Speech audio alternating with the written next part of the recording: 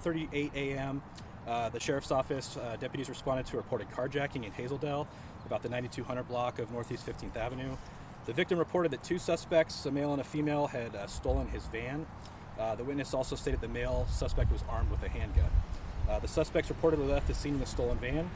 And around 10:54, so not quite 20 minutes later, CCSO deputies were dispatched to a suspicious circumstance just south of our location here near the Goodwill in Salmon Creek, located at 14300 Northeast 20th Avenue.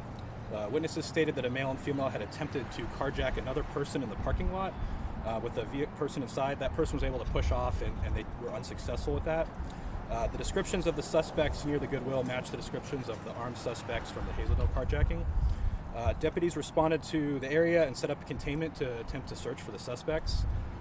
Deputies located the stolen van from the Hazeldale carjacking behind the American Legion at 14011 Northeast 20th Avenue.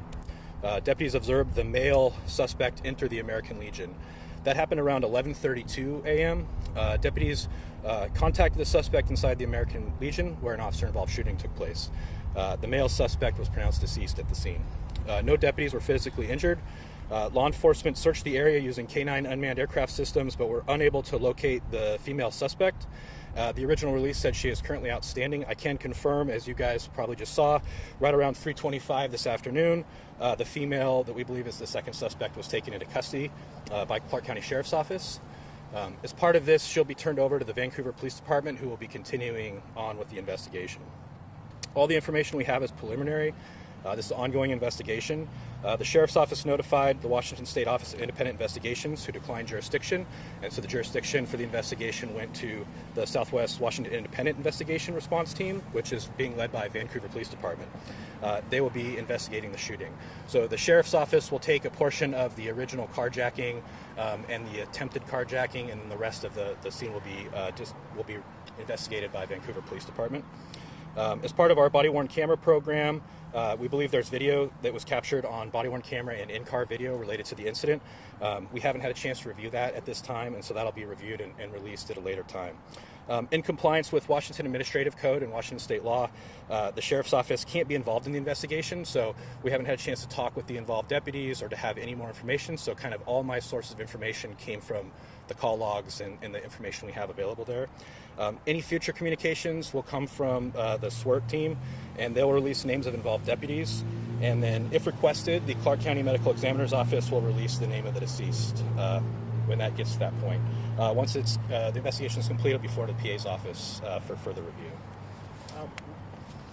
When they encountered the man in the American Legion Hall, was it an exchange of gunfire, or I don't know any of the details, and I can't discuss any of the details because, again, we can't be involved with that investigation. So the way it works for Washington State law is once that independent investigation team happens, that is completely turned over to them, and so we can't have anybody involved in that investigation in that piece. So we have pieces of, again, from the original carjacking, the attempted carjacking, that we'll continue to investigate, but once the shooting takes place, that goes into that independent team. And just to be clear, there's no suspects outstanding at this time? No, once the female, and like I said, the initial release said the female was still outstanding. We believe they're confident that the female that was taken into custody here off 144th Street was the female that was involved as well. And it was just two people that were being sought by? All the info we had was a male and a female, yes. And did you guys get a tip about where this one was? It clearly was just down the road. Yeah, you guys saw that kind of happen right as we came up. I don't have any information about how they got contacted about the location here. And how many office deputies are put on administrative leave? So there's currently 4, and I don't know the breakdown, witnesses versus deputies that discharge a firearm, and so that'll come out at a later time. Do you know if the man involved has been involved in any prior crimes? Or I have not looked. I do not know any of that information. Yeah. We don't want to take all the questions. Do you have no, thank you. You might have said this already, but was she apprehended later between the 20th and 144th? Yes, the female was just taken into custody, I think, right around 3:25. And was the initial carjacking at the Goodwill adjacent to the American Legion, or the lodge where the vehicle was found? No, so the original carjacking was in Hazeldale off at the 9200 block of 15th Avenue, so kind of down in the core of Hazeldale. And then the car was found at the second attempt was over here at the Goodwill, that's just south of our location. And then obviously right across the street is to orient you for the region. Yeah. That's it. Okay. Thank you. Thank you, Sergeant. Thank you so much. And you guys know, like, the way it works with the SWORT team, so VPD will be